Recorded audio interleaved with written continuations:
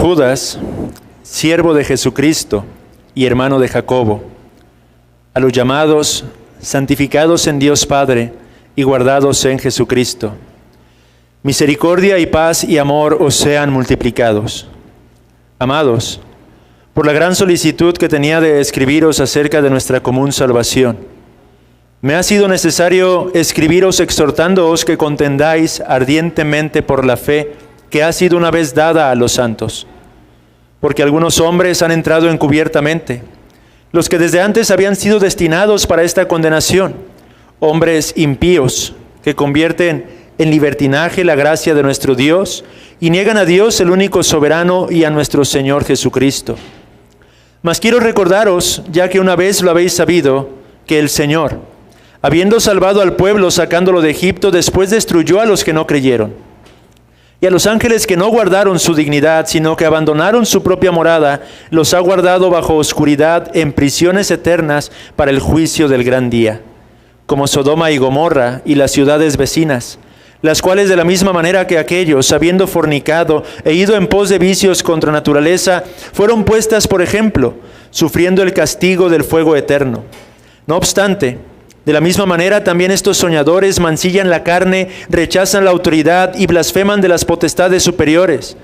Pero cuando el arcángel Miguel contendía con el diablo, disputando con él por el cuerpo de Moisés, no se atrevió a proferir juicio de maldición contra él, sino que dijo: el Señor te reprenda.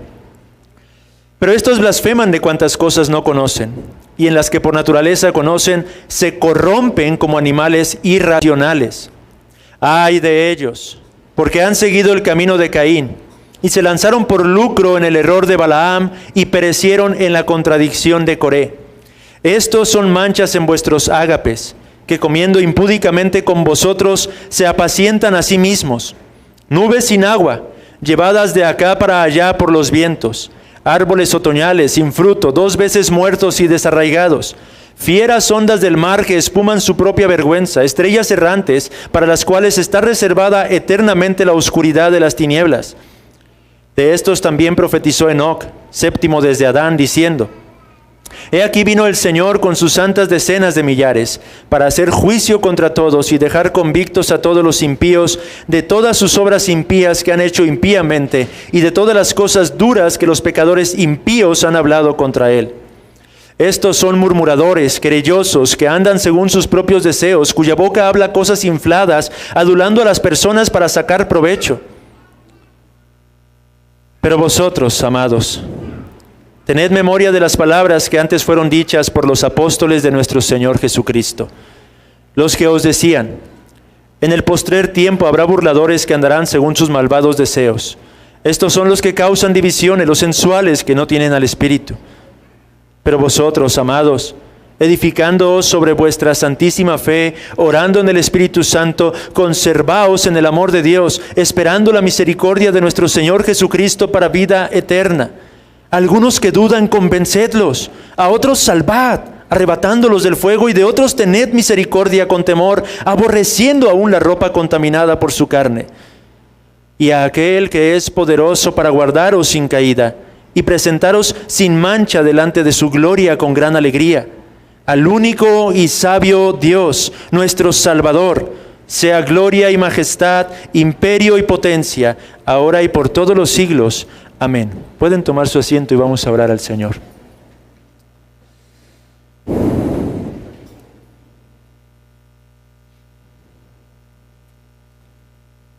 Padre,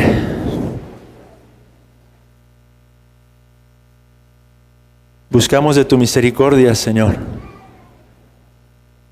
a fin de que seas tú hablando a nuestras vidas, a fin de que seas tú hablando al corazón de todos los que estamos aquí presentes. Por medio de este texto recordamos los tiempos en los que vivimos, Señor.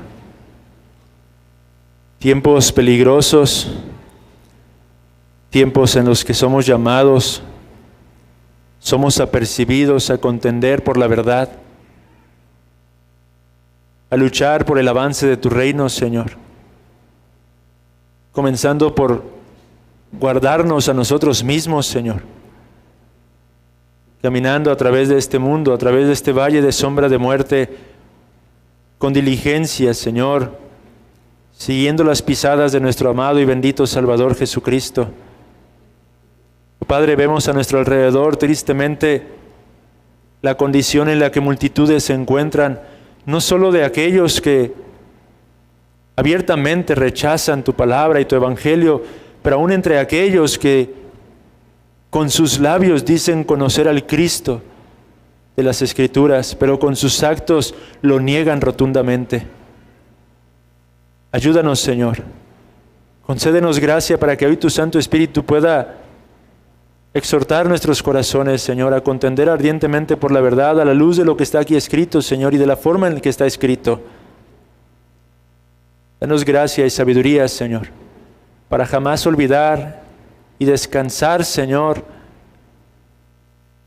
en vano, Padre, en medio de tiempos en los que tú nos llamas a pelear y a luchar. Concede gracia para que hoy tu Espíritu Santo sea hablándonos. Ayúdame, Señor, en mi debilidad. Da el denuedo que se necesita, Señor, pero sobre todo que tu Espíritu obre con poder, Señor, grabando profundamente las verdades que son expuestas a través de tu palabra, Señor. Que puedan quedar indeleblemente grabadas en la mente y corazón de tu pueblo, y que aún te sirvas de ellos, Señor, para que los que no te conocen puedan venir en arrepentimiento y fe, o aquellos que pudieran estar engañados puedan ser despertados a su verdadera condición, Padre, y puedan volverse a ti, Señor. Pues hoy es el día aceptable para la salvación. Te lo rogamos, Padre. Te lo suplicamos, no por causa de nuestra dignidad, pero por causa de Cristo, Padre, por causa de sus méritos, por causa de lo que Él ha hecho, Señor, como meditábamos en el Salmo 21, por causa de su triunfo, de su victoria, de su ascensión y de la realidad de que ahora está a tu diestra intercediendo por todos los que en Él confían.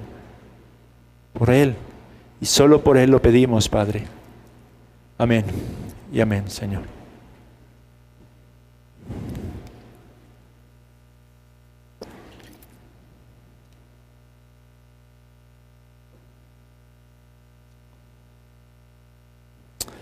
¿Qué tenemos el día de hoy?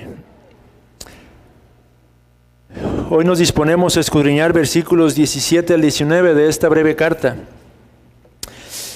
Y aquí nos encontramos con la sección final de ella. Aquí nos encontramos con la última sección de este hermoso texto sagrado a través del cual el Señor nos ha concedido ir meditando, escudriñando. Podríamos decir que llegamos a la sección final después de una especie de gran paréntesis que se había abierto en el inicio de la carta. Usted puede ir a la palabra del Señor en la carta de Judas y podemos darnos cuenta de que a lo largo de los versículos 5 al 16, Judas se ha estado dedicando a advertirnos en contra de la apostasía y de sus consecuencias. Judas ha denunciado abiertamente a los falsos conversos y a los falsos profetas a través de vívidas imágenes que nos ha ofrecido por medio de su escrito. Él ha declarado su condición real, ha desenmascarado las prácticas ocultas de sus impíos corazones y ha revelado sus verdaderas intenciones. Después de todo ese desarrollo, ahora tenemos aquí en esta sección la parte práctica, en donde ahora Judas nos brindará las instrucciones para cumplir con la exhortación principal de esta carta. ¿Cuál es el objetivo? ¿Cuál es el propósito principal de la carta, amados hermanos? Que contendamos ardientemente por la fe. A eso nos llama Judas, a contender ardientemente por la fe. Usted puede verlo en el texto. En el versículo número 1, a manera de recordatorio, vemos que Judas se está dirigiendo a los llamados, amados en Dios Padre y guardados en Jesucristo. Y en el versículo número 3, él nos dice: me ha sido necesario escribiros exhortándoos que contendáis ardientemente por la fe. Fe que ha sido una vez dada a los santos. Y en el versículo número 4, Judas nos dice el por qué, nos da la razón. Porque algunos hombres, dice Judas, han entrado encubiertamente, hombres impíos, falsos adoradores, hombres con apariencia de piedad, pero que niegan la eficacia de la misma.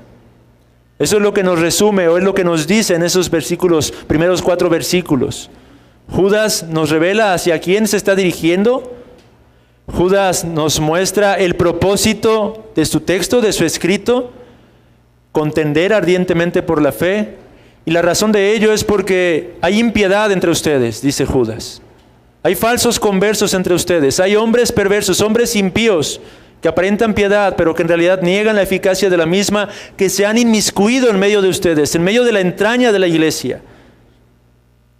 Y es por eso que a partir del versículo 5 y hasta el 16, como lo hemos estado meditando, él se dedica a ampliar la identidad de estos hombres perversos.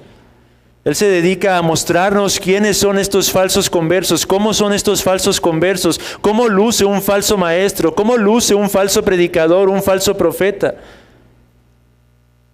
Y aún nos revela las consecuencias que cada uno de ellos ha de asumir a causa del pecado tan grave en el que están incurriendo al hacer tropezar a la amada iglesia de Cristo. Pero en los primeros 4 versículos, aunque nos dice que debemos contender y nos da la razón, y en los versículos 5 al 16 nos explica la causa del por qué debemos contender, estos pecadores impíos, en ningún momento nos ha dicho hasta el día de hoy, hasta este punto, cómo es que el creyente debe contender. ¿Cómo es que usted y yo vamos a contender ardientemente por la fe? Es cierto que a través de los sermones yo he dado aspectos prácticos para contender por la verdad, pero en sí el texto hasta este momento no nos había dado el cómo vamos a contender. Judas nos exhorta a contender ardientemente por la fe, pero Judas, ¿cómo es contender ardientemente por la fe? ¿Cómo es que el cristiano va a contender, va a pelear por la fe? ¿Cómo usted puede pelear por la fe?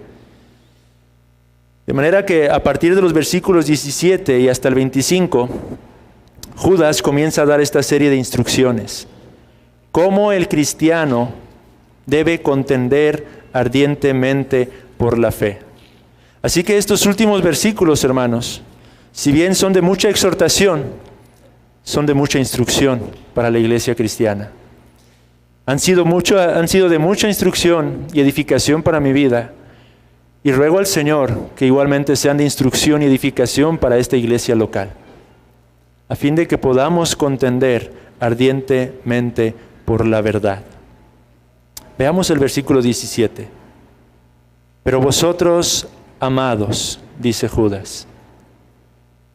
Hay un cambio drástico en el texto. Él estaba hablando de estos de los que se había profetizado, estos que son manchas en sus ágapes, estos que blasfeman de cuantas cosas no conocen, estos, versículo 16, que son murmuradores. Y en el 17 dice, pero ustedes, vosotros, amados. Hay un cambio drástico que hace Judas, retomando lo que decía que había dejado en una especie de gran paréntesis después del versículo número 4. Versículo 1, él estaba hablando a los creyentes. Versículo 3, amados, amados. Versículo 17, pero vosotros, ustedes, amados. ¿Quiénes son entonces esos amados? Todos los verdaderos creyentes. Todos los que han nacido de nuevo. Todos aquellos cuyos corazones han sido regenerados. Todos los que han entrado en pacto con Dios por medio del eterno Hijo, quien se dio a sí mismo por nuestros pecados. ¿Es usted de esos amados? ¿Está usted en pacto con Dios? ¿Ha usted sido reconciliado ya con su Creador? ¿Es Cristo su Señor y Salvador? Si es así, estas palabras son para usted, hermano. Eso es lo que primero se propone Judas y me propongo. Amado hermano, esto que estamos por exponer es principalmente para usted. Para usted y para mí. Para usted cuyo corazón ha sido transformado por la obra de gracia del Espíritu Santo. Para que usted asuma su responsabilidad en medio de tiempos de gran tribulación en los que estamos viviendo. para que usted contienda ardientemente por la verdad, hermano. Para que usted sepa cómo conducirse en medio de la apostasía, para que usted pueda ser sabio y entendido de los tiempos en los que nos encontramos viviendo. Es a usted a quien se dirige el texto. Ahora, en este punto, amados hermanos, antes de entrar en las instrucciones prácticas que Judas nos está ofreciendo, es conveniente recordar y traer a nuestra consideración precisamente los peligros de la apostasía de la que se nos ha estado hablando en los versículos 5 al 16. La apostasía es un estado peligroso, hermanos. Así que consideremos primeramente cuán peligrosa es la apostasía, pensando en qué tan extendida está ya en nuestros días. ¿Habrá apostasía en nuestros días, amado hermano? ¿Estaremos en tiempos de apostasía? Eche un vistazo a su alrededor. La ignorancia, la falsa religiosidad se encuentra por todas partes en el mundo que se hace llamar evangélico. Multitudes de congregaciones con etiqueta de cristianas se encuentran naufragando en el error y en el claro rechazo de las verdades fundamentales dadas en las Sagradas Escrituras. ¿Es una realidad la apostasía, amado hermano? Lo es. Lo es. Así que consideremos en primer lugar cuán extendida en verdad se encuentra la apostasía. Más de alguno de entre nosotros conoce a alguno que profesa ser cristiano con sus labios, pero cuya vida definitivamente no da testimonio de una genuina santidad. Muchos de nosotros hemos salido quizá de congregaciones que van en franco declive.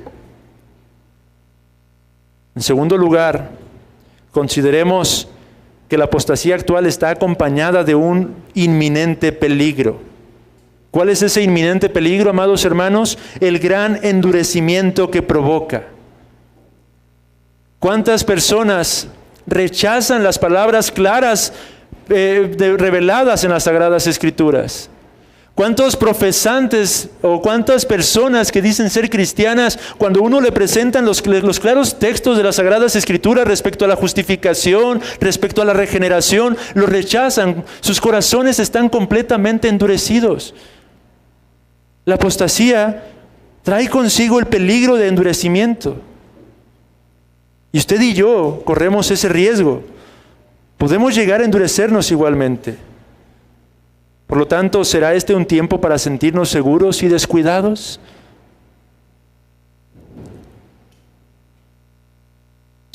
En tercer lugar, consideremos que no tenemos certeza de cuán lejos llegará esta apostasía, ni mucho menos cuánto durará entre nosotros.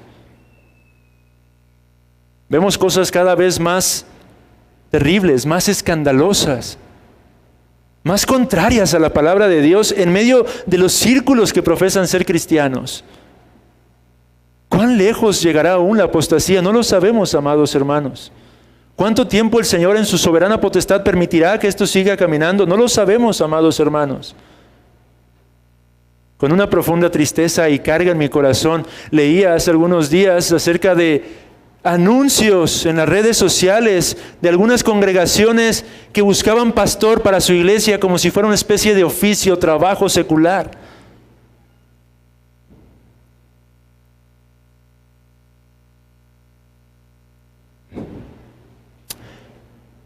En cuarto lugar, consideremos la forma sutil en que esta apostasía es introducida en la vida de las personas. La apostasía, como hemos visto a lo largo de la carta de Judas, se introduce entre nosotros de forma encubierta, hermanos. Es capaz de alcanzarnos e introducirse por cualquier rincón en el que se le permita. Es impresionante meditar cómo es que en Apocalipsis, capítulos 2 y 3, Juan, el apóstol, está recibiendo un mensaje de nuestro Señor Jesucristo que va dirigido a las 7 iglesias. Un mensaje para cada una de esas iglesias. Lo impresionante, amados hermanos, es que ese mensaje que se le fue dado a Juan, dirigido a esas iglesias, le fue dado 25 años después de que Judas escribió esta carta. Y cuando leemos el mensaje o los mensajes que nuestro Señor da a las iglesias, nos damos cuenta de una amarga sorpresa, de una amarga y triste realidad, que 5 de esas 7 iglesias ya están cayendo en una especie de apostasía. Éfeso, por ejemplo, había dejado su primer amor. Pérgamo se encontraba llena de corrupción y de apostasía, de hecho. Tiatira había llegado a tal perversión que el Señor se disponía a herir de muerte a algunos de ellos. La iglesia de Sardis estaba diciendo tener vida o creía tener vida cuando en realidad dice el Señor, estás muerta. ¿Y qué hay de la Odisea? Una iglesia tibia, indiferente, considerándose a sí misma como rica cuando en realidad era una miserable. 25 años después de la advertencia de Judas, 5 de esas 7 iglesias ya se encontraban naufragando paulatinamente hacia la perdición, hacia la apostasía. Será importante entonces, amados hermanos, entender cómo somos llamados a contender.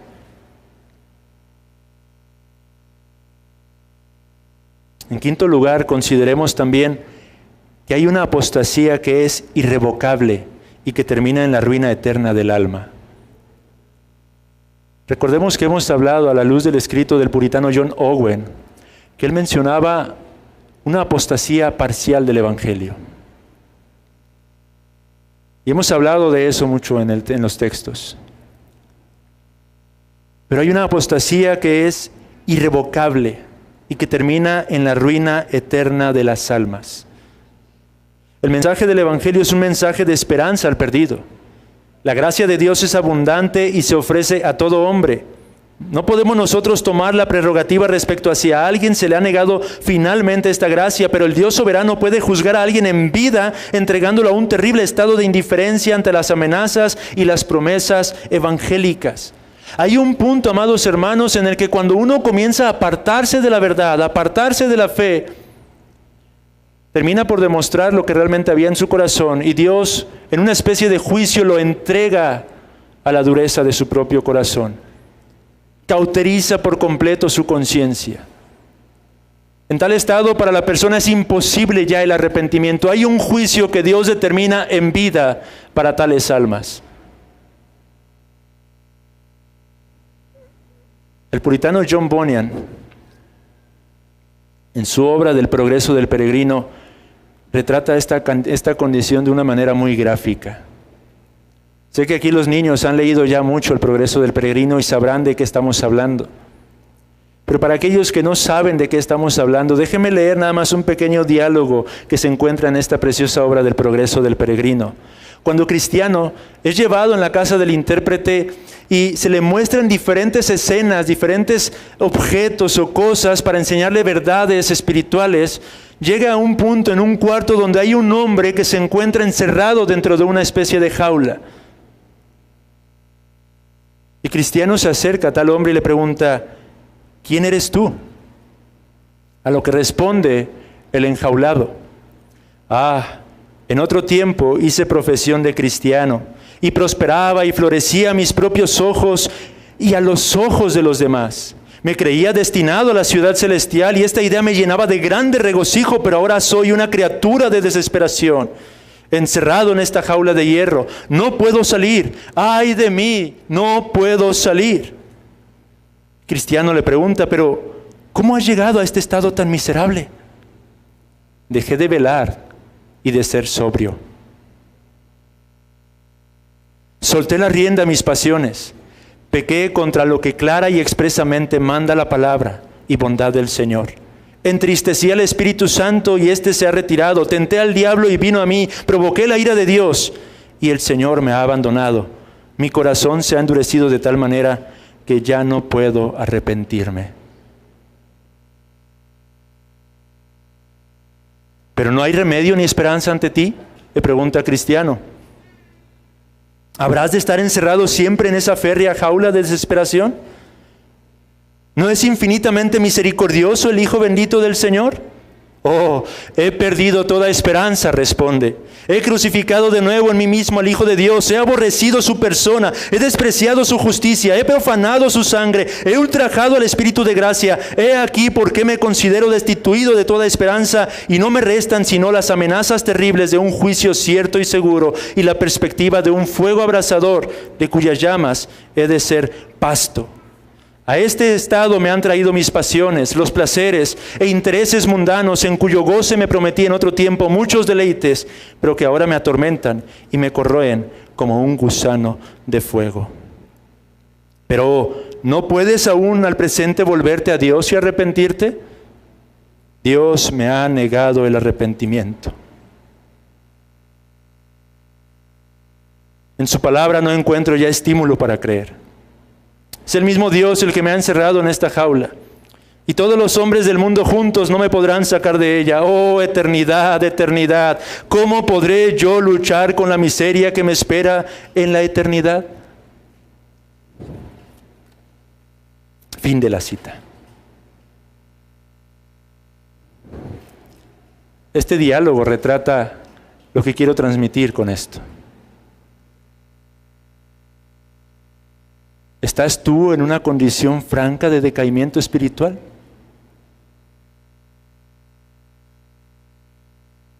¿Acaso continuarás por esa loca carrera al punto de que el arrepentimiento te sea negado por completo? ¿Eres indiferente al pecado? ¿Eres indiferente a la palabra del Señor?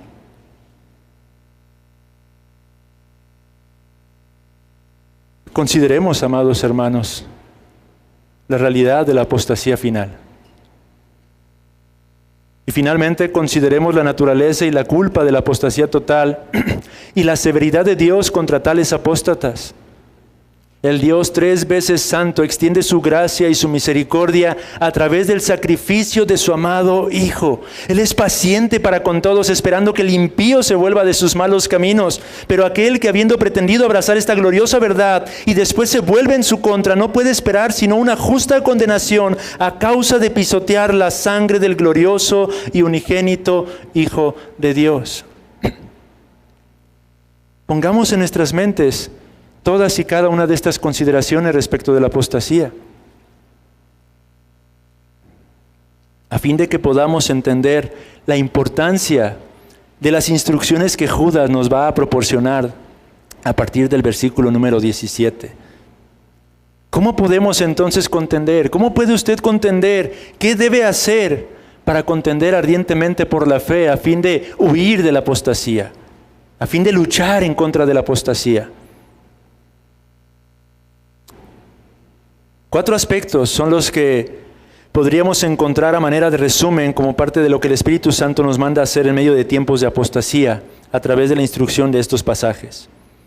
Vaya al texto. En primer lugar, veremos que para contender ardientemente por la fe, Judas nos llama a tener memoria, recordar. Versículo 17, pero vosotros, amados, tened memoria de las palabras que antes fueron dichas por los apóstoles. Esa es la primera forma en la que vamos a contender ardientemente por la fe. Recordar, tened memoria. La segunda forma, aunque no la veremos el día de hoy, pero quiero mencionarlas, es perseverando. ¿Perseverando qué?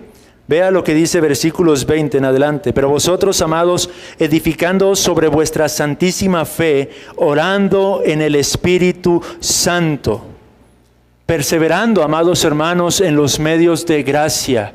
Judas nos exhorta, dice, edificando sobre vuestra santísima fe y orando en el Espíritu Santo. Esa es la segunda forma de contender ardientemente por la fe. La primera, entonces, recordar, tener memoria. La segunda es perseverando en los medios de gracia, hermanos. La tercera forma, versículos 22 y 23. Algunos que dudan, convencedlos. A otros salvad, arrebatándolos del fuego. Y de otros tened misericordia con temor, aborreciendo aún la ropa contaminada por su carne. ¿De qué habla Judas allí? de avanzar el reino de Dios, de proclamar el mensaje del Evangelio, de ir por los perdidos, de no quedarnos ociosos, sino estar activos, predicando, proclamando las buenas nuevas a aquellos que se encuentran a nuestro alrededor, aquellos que están perdidos, aún aquellos que pareciera que se están apartando de la verdad. Somos llamados entonces a avanzar el reino de Dios. 3 formas entonces aquí ya son: recordar, perseverar y avanzar.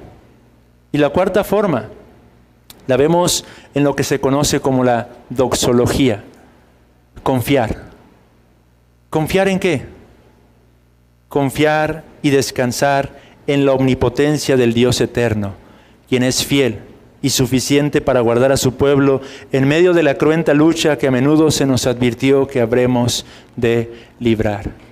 Es como concluye esta preciosa carta, hermanos. Después de mostrarnos lo terrible de la apostasía, después de revelarnos la iniquidad, el pecado, la impiedad, los peligros, Judas nos presenta esta gloriosa doxología que nos lleva a poner nuestra confianza en última instancia en aquel que es poderoso para guardarnos sin caída. Aquel que es poderoso para presentarnos sin mancha delante de su propia gloria con gran alegría. Porque en última instancia, amados hermanos, no depende de nuestras fuerzas, sino de nuestro Señor, de nuestro glorioso y poderoso Salvador, hermanos. 4 formas entonces de contender ardientemente por la fe son las que iremos desarrollando a través de los diferentes sermones: recordar, perseverar, avanzar y confiar. Veamos entonces el día de hoy la primera exhortación, lo que he llamado el llamado apostólico: tened memoria, recordar. Esta es la primera instrucción que recibimos respecto a todo lo que se nos ha venido diciendo a fin de que podamos contender por la verdad. Pero ¿qué palabras son las que debemos recordar? ¿Qué es lo que Judas nos dice que tenemos que recordar? Se trata de aquellas cosas que fueron dichas por los apóstoles de nuestro Señor Jesucristo. Es lo que dice el texto. Pero a vosotros, amados, tened memoria de las palabras que antes fueron dichas por los apóstoles de nuestro Señor Jesucristo. ¿Qué nos expresa este versículo? En este texto se nos hacen notar 2 cosas. En primer lugar, por el original griego sabemos que Judas no está hablando de las enseñanzas por escrito en esos momentos, en el contexto inmediato, sino de las enseñanzas que se estaban transmitiendo de manera oral en aquellos días directamente de boca de los apóstoles.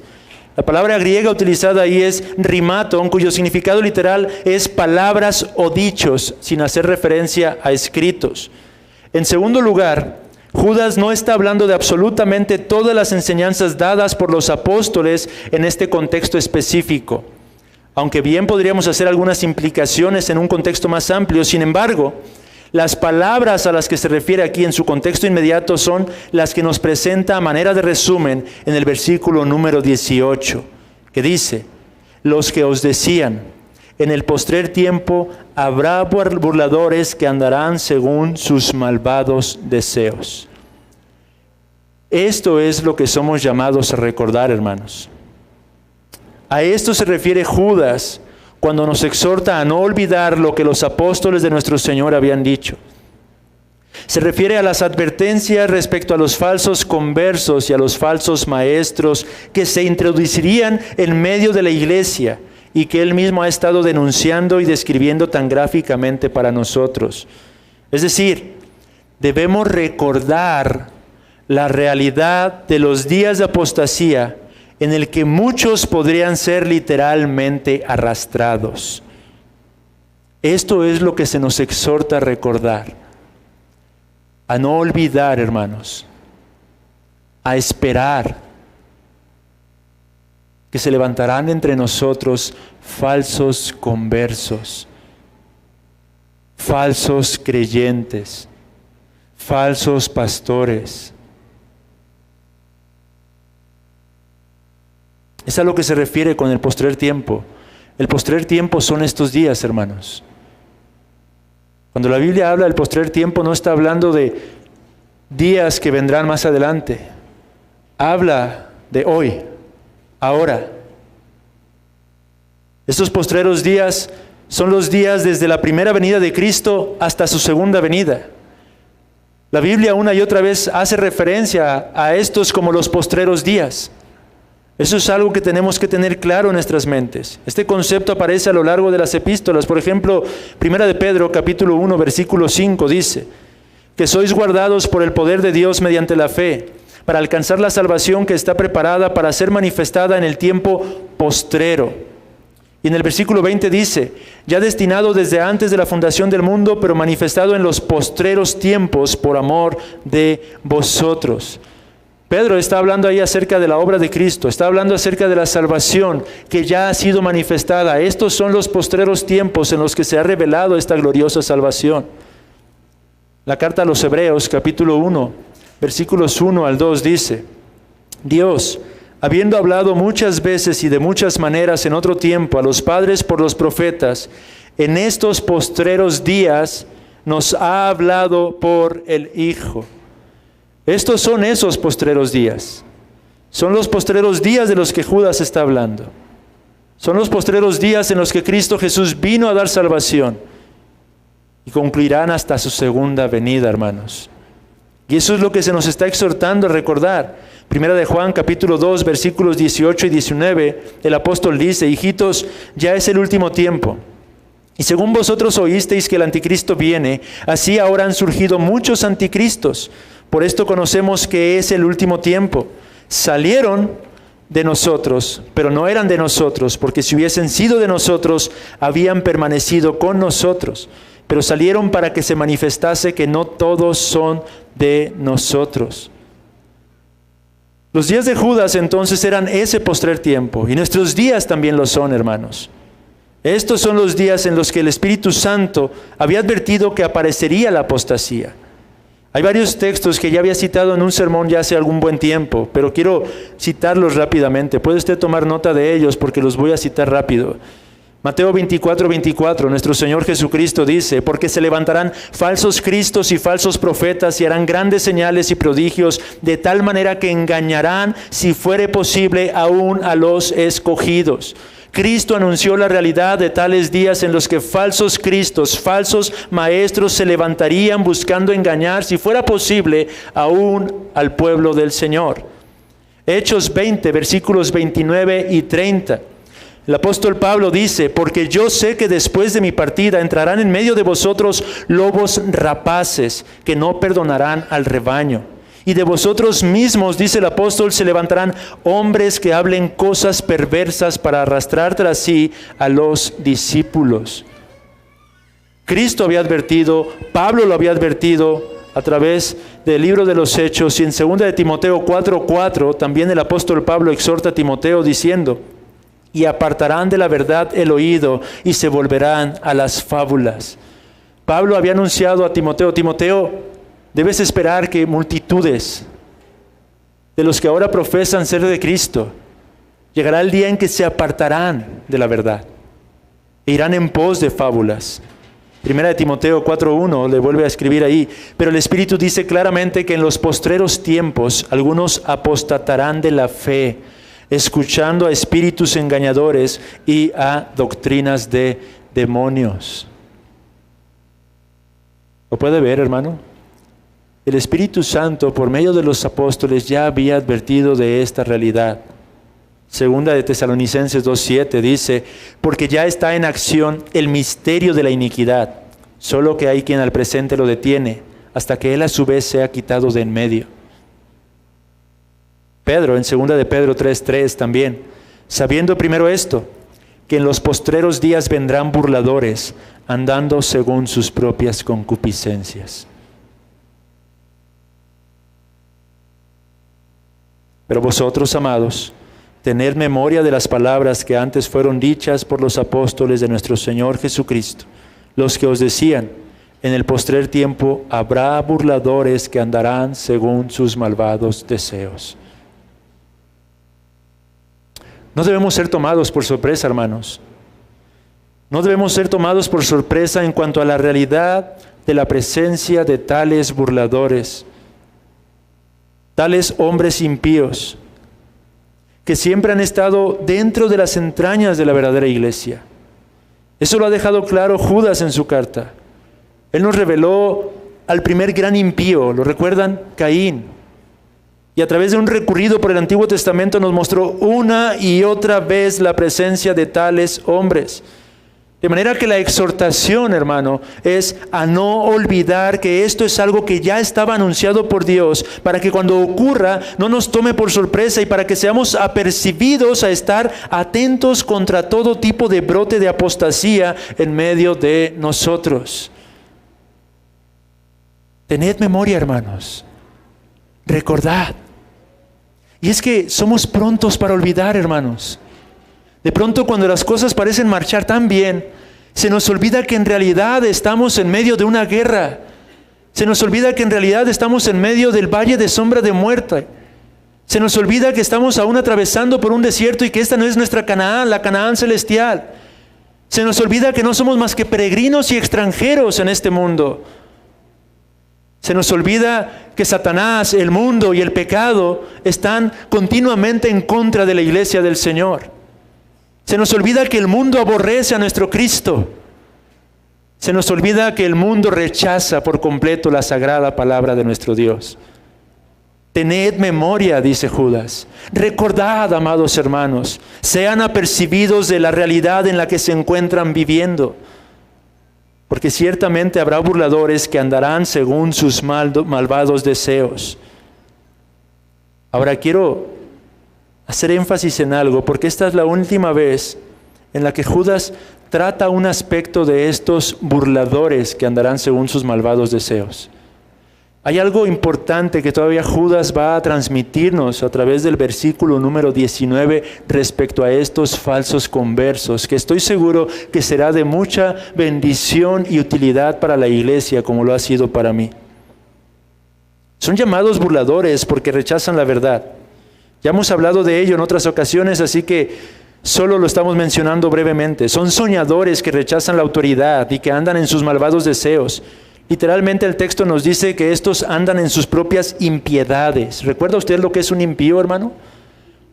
Cuando pensemos en impío, no pensemos en un hombre de rostro perverso o malvado. Pensemos en hombres con apariencia de piedad, pero cuyas vidas niegan la verdadera santidad. Esos son los impíos de los que se habla en las Sagradas Escrituras. Estos se burlan en un sentido de Dios, y según el contexto de la segunda carta de Pedro, se burlan específicamente de la venida de Cristo. Rechazan a causa de sus impiedades en lo profundo de su corazón que Dios vaya a juzgar en realidad sus acciones. Rechazan desde lo más profundo de su ser la realidad de un juicio venidero en el que serán llamados a rendir cuentas delante de su Creador por cada palabra ociosa que ha salido de sus bocas y de cada acto que han cometido, ya sea en lo público o en lo secreto. Estos son los impíos.